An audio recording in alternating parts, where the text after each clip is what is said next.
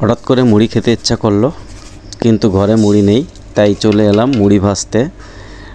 এই যে কিছু চাল দিয়ে দিলাম কড়ার মধ্যে। দেখে নিন বন্ধুরা কীভাবে মুড়ি ভাজতে হয়। এটা আসলে চাল ভাজা মুড়ি। এটা কিন্তু বেশ মজা লাগে। কোনো ক্ষেত্রে বেশ বড় বড় মুড়ির মতো হয়, কোনো ক্ষেত্রে বেশ ছোট ছোট হয়।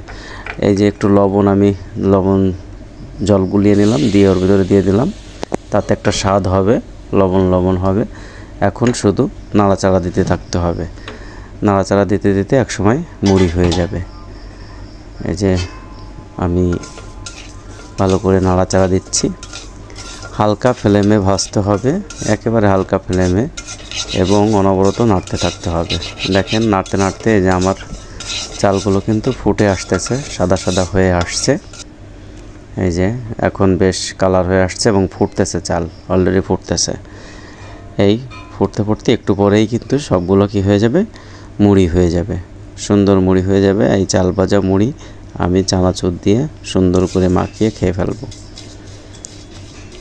দেখেন ঘরে মুড়ি ছিল না, তাই আমি মুড়ি ভেজে নিলাম।